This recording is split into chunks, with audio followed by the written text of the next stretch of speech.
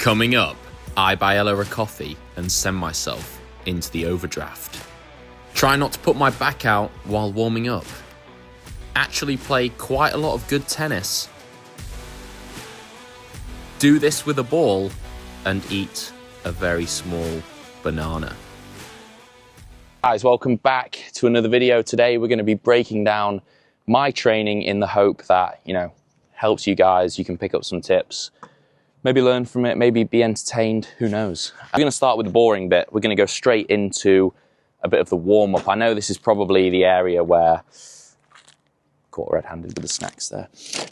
This is probably the area where people kind of, avoid the most, and I feel like it's probably creatine.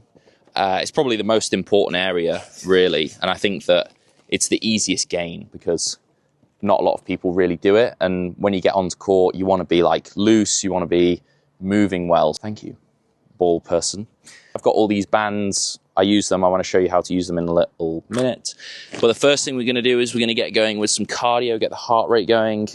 So we're going to reel out the skipping rope. I feel like skipping is a really good one because it's obviously a full body exercise. It gets your heart rate up pretty quickly. It's pretty intense. And it's also quite skill related. So tennis is obviously all about footwork, being light, loose. And I think that skipping kind of just tunes you up for that a little bit. So yeah, just what I normally do is I start pretty slowly and I just kind of build it up, focus on keeping it really light, loose, quite explosive with my feet, trying to just push through my calves. I know a lot of people try and push through the legs and they kind of end up just losing the rhythm. So I just try and keep it as controlled as possible like that. And then, the more I get into it, the more I'll try and add some little crossovers and, just kind of mess around a little bit, have a bit of fun. I think that's all about, keeping it kind of quite fun as well when you're doing your warm-up, because if you're doing it every day, it can get a bit boring. So, a little bit of that. And then I'll probably go into a little bit more tennis specific stuff, which is, doing a few more double jumps, being a bit more explosive. So again, just pushing through the calves and making sure that, I'm keeping it light, controlled. And I'll probably try and do about 100 of those before stopping. So I think this is a really good exercise. And then if you want to get really good, you can do a few double crossovers. That's advanced stuff. Gonna go straight into the bands. Use this medium strength black band, and I like to do a squat into an overhead press. Again, just fully engaging all of the muscles for tennis, like shoulders, obviously, with the overhead press, and then obviously all your muscles around your glutes, your quads, just driving up, making it nice and explosive, trying not to put my back out in the process. There was a video a few years ago where Federer was doing this, and I think that's where I picked it up from. So it's a really good one, just to get full body engaged. Don't worry, this is just a warm-up. It'll be over soon. Normally players have these they're like those small bands, aren't they? I don't know what you call them, but they're like small bands. A booty band, Ella calls them. But I don't have one of those. I just use a higher strength band, wrap it around my knees, and I do crab walks across the court. Really good for a little bit of resistance. I normally do 8 each side. But the key here is to just try and get low and make sure that, it's very controlled and you're not trying to push too quickly. Obviously, super important part is your arm, which you need to warm up. So I've got a really low strength band, and I'll just start with a few mid rotations around le shoulder, getting that rotator cuff warmed up. Obviously your arm, you want to keep it loose, you want to keep it firing. So, and then if you swizzle around me, and then I'll just go straight into going the other way. I'm normally doing 15 to 20 reps of these, and then I'll go straight into a bit of overhead. It's pretty much the same thing. Focusing more on speed, rather than strength. So you don't want to be really pulling at it, because when you're playing, your arm's moving quite quickly. So you want to be mimicking that motion. At the start, you can go slower, And then you want to try and like build it up a little bit, but you want to keep it controlled. You know, you're not like throwing your arm at it. It's just like kind of, you know, nice and controlled, relaxed. Something that I like to add on top of these, you know, band exercises is doing things like the can openers, deep lunge position, and then rotating. Nice little pop from the hips there. Good to see I'm getting old.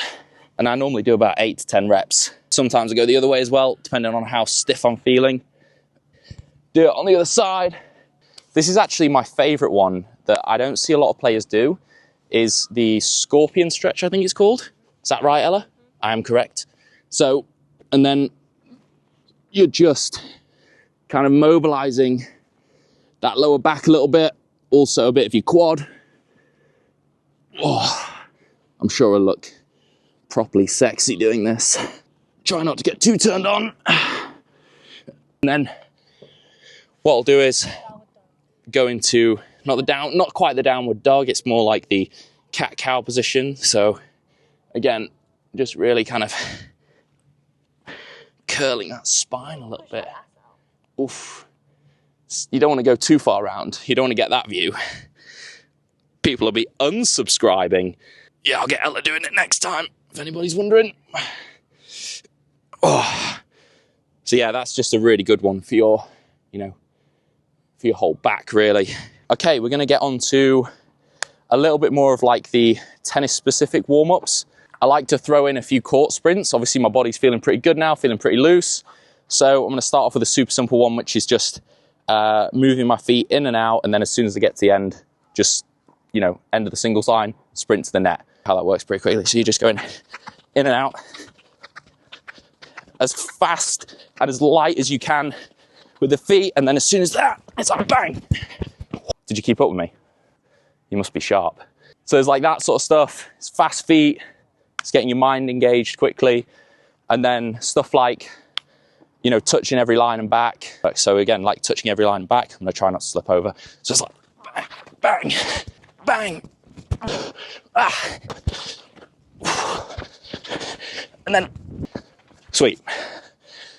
So by then you should be feeling like pretty ready to go. That's pretty much, you know, tennis warm-up sorted. Before my on-court session, I'm gonna nail this very tiny banana. I'm not massive, it's just a really small banana. And then I'll be really fueled up. Ella's laughing at that. She thinks it's really funny. I don't like tiny bananas. Ella says she's not a fan of tiny bananas. Clearly. More potassium. I think it's just important to keep fueling up. Like obviously, that's not taken that much out of me. But again, you just want to keep on top of it because then you can train longer. You know, it's also mentally as well, you're going to be sharper because you're technically fresher. So yeah, I think on-court nutrition is something that is going to come in massively over the next few years. Players in general, not just like pros and, you know, high-level players. So anyway, let me enjoy my banana in peace. All right, so we're diving straight in. We're going to do a little bit of movement because obviously I've warmed up like properly. I'm ready to go. And we're going to make it really specific. So at the minute, I'm working on movement out to the forehand side. I'm working on shot quality into the other corner, going into the cross. So just being basically disciplined with decisions and then working on the movement. So my best angle from behind.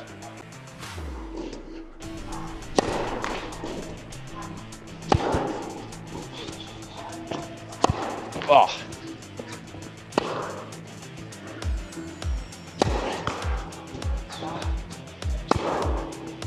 Backhand needs a bit of work though. Oh.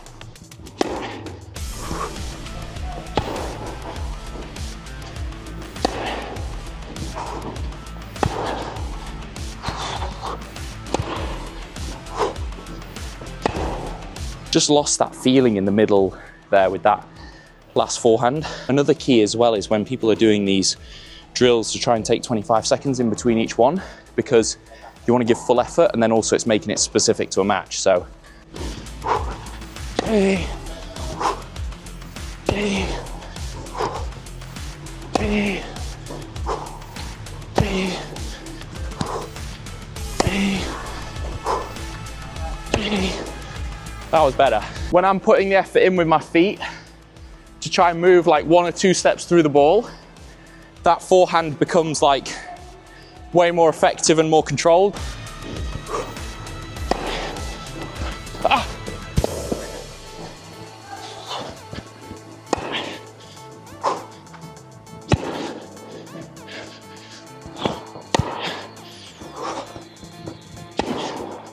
Feels like I'm running a bloody marathon over here. Not as fit as I used to be. Not that I was ever that fit.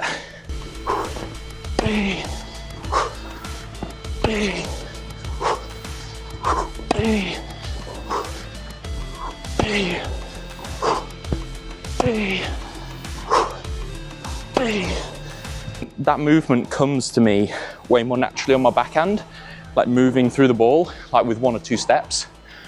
I think I need that natural movement on my forehand to go and then come back in instead of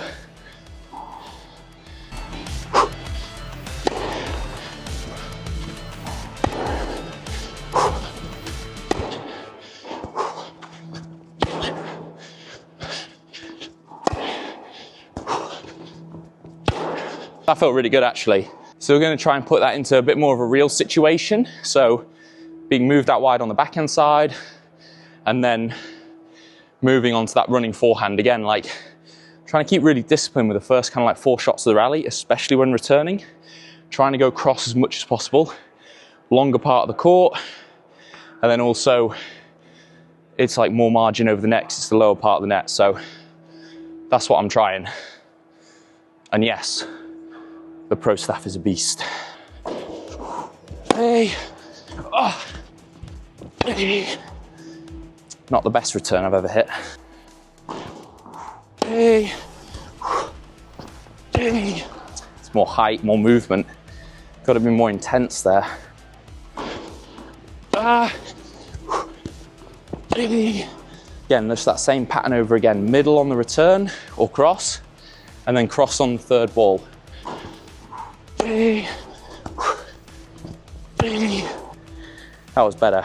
Movement, looking to go diagonal to the ball, not away from it. Hey. Because that one's shorter, I'm making the decision to go line. So it's like, you don't want to be so automatic that you can't spot the chances to attack. You want to be able to make the right decisions.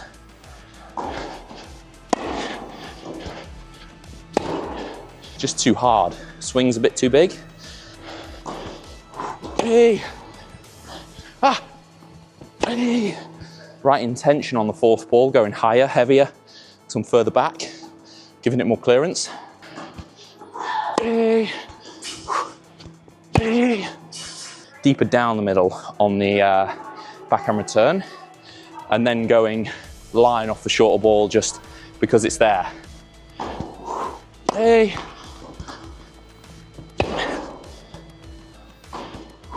Hey. Hey. This time we're going to do forehand return on the juice. We're working on pretty much 3 things here. Just the return, keeping it compact, getting my body behind it. The next ball always going cross, pretty much wherever it goes.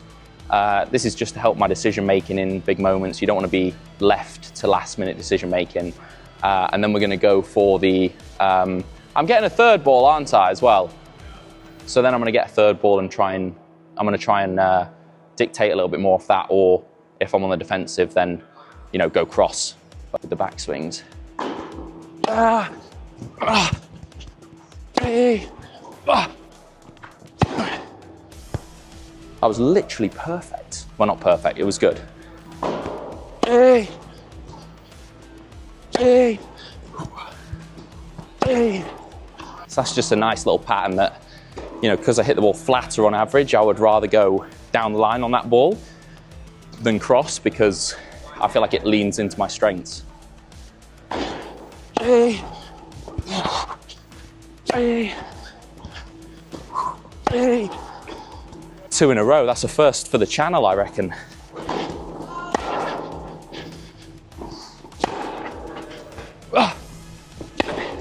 Ah. Bit flicky. Stay long through it.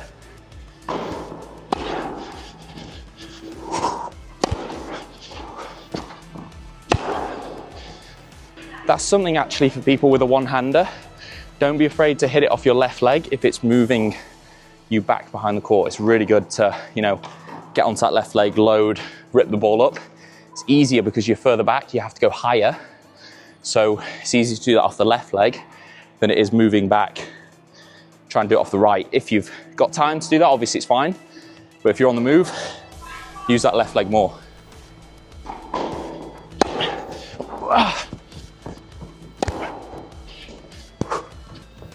No! Again, just using that left leg again to really get the ball up. It's easier to get the ball up from there than it is to use the right leg, in my opinion, probably. I'm gonna get called out for it anyway. Hey. Hey. No. Hey. Backhand needs more height. Less pace, more height.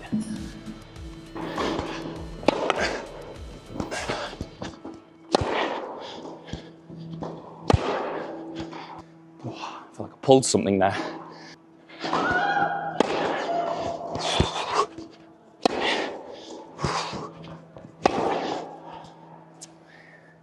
Try to add a bit more juice on the return, but don't need to.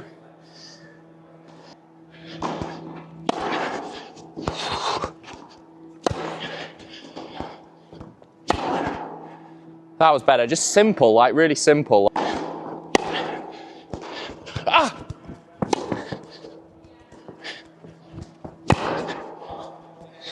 Ella's just been telling me that I owe her an ice mocha for filming me the whole day, which seems pretty reasonable. Probably send me into the overdraft. Yeah, obviously you can tell I'm working pretty hard. Can you not tell I'm sweaty? Oh, it's probably a good thing. So we're gonna carry on with the session. We're nearly an hour in and we're gonna, just keep going. What's that? Ella can sit on the big seat, yes. You can film me from there. What we're gonna do now is we're just gonna do a little bit of work on my serve patterns, specifically when a player hits an aggressive shot off the return. They've maybe got me on the run, but more or less likely better depth, and I have to go discipline in the cross. So we're gonna do that, and then we're also gonna try and stop Ella from falling asleep. You all right back there? Ready for your coffee? Yeah. Hey. Hey. That was because the ball's shorter. I'm trying to get onto it more. If it's deeper, I go cross. Hey. Slow movement there, really slow. Hey.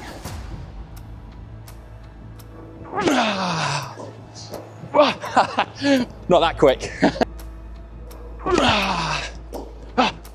Hey.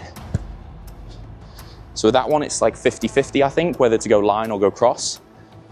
So I'm going to choose to go a bit more cross, a bit more percentage.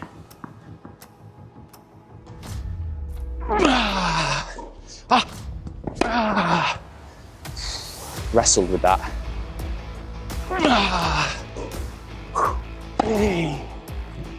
Just missed.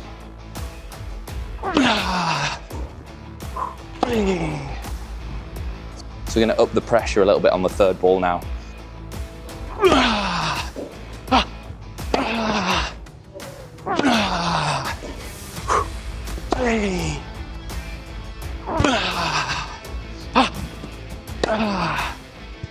So you can see how this is really going to help players at home, because having the decisions as simple as they are, like each time that you step up to serve, you know that if you get a good ball, then you can go into the space.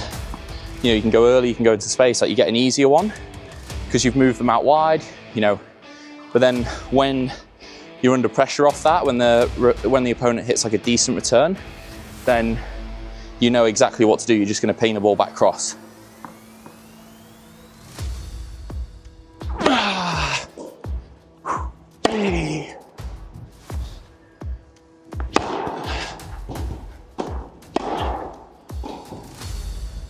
So that was nice because it was quite smooth. Felt like not a lot going on before the swing.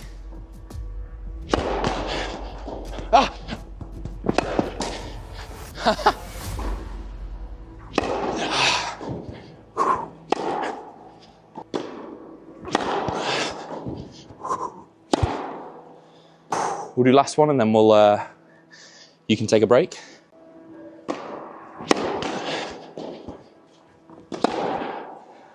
The only thing that suffered there a little bit was my serve, because obviously I'm focused on the third ball, but I don't think it matters too much. Just wants to dial back in again.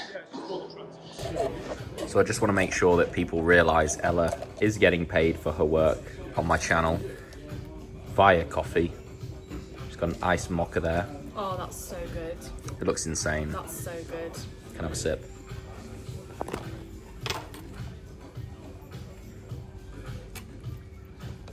Fuck, that's good. So the second session was all about putting the work that I'd done in the first session into points, into live situations, and just staying as disciplined as I could with all of those patterns. So we started off with points out of the backhand side, just really simple feed cross play, just with the idea to be really tough in the cross and then look for those opportunities to take on the inside out, inside in forehand. Again, this is really simple stuff. It's nothing revolutionary that no one's ever done before in tennis, but again, I think it's the simple basic stuff done well makes you a really good tennis player.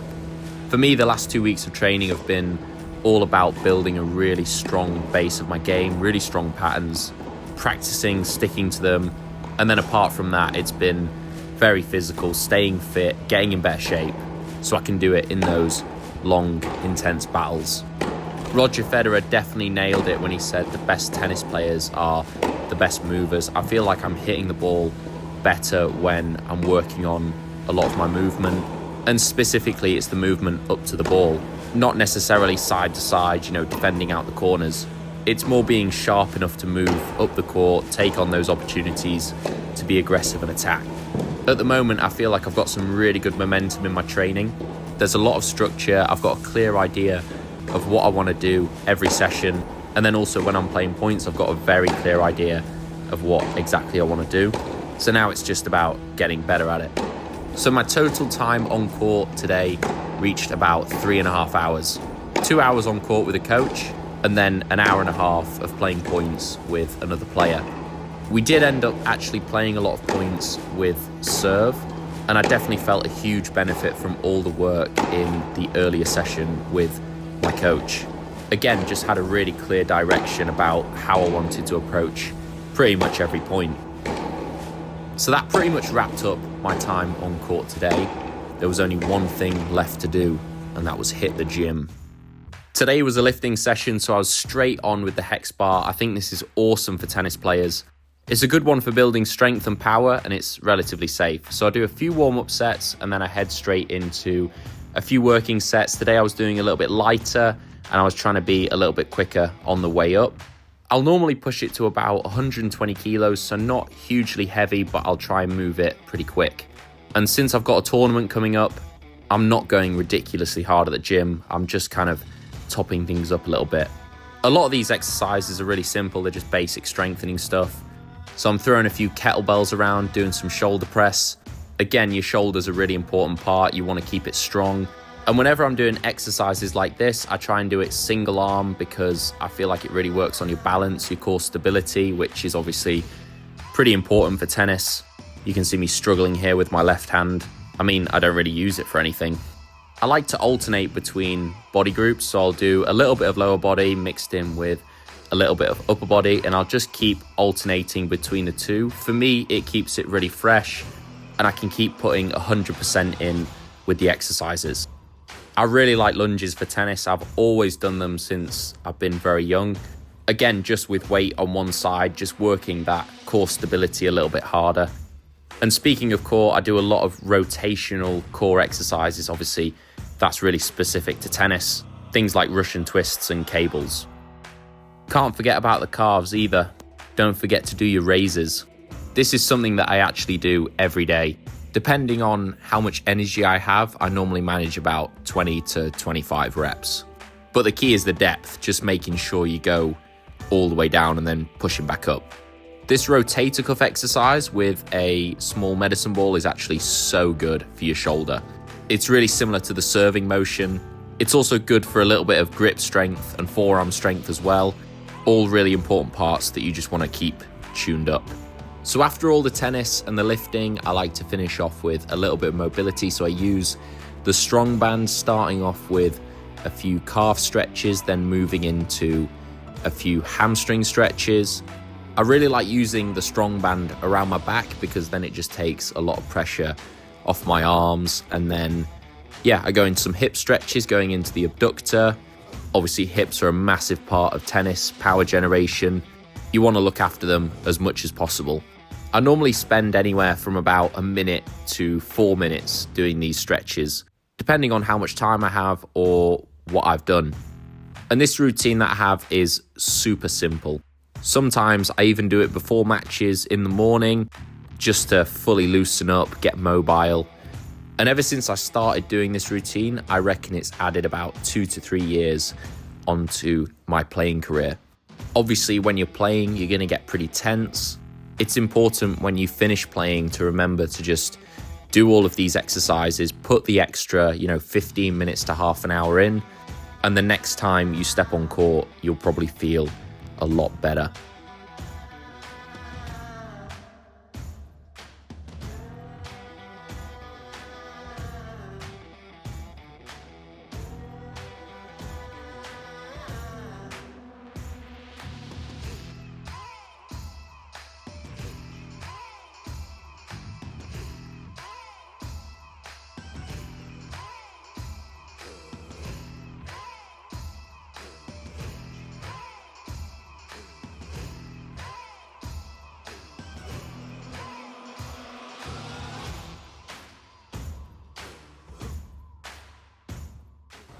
So guys, big thank you for watching today's video. If you haven't done already, then feel free to throw me a subscribe in there, helps me out a lot.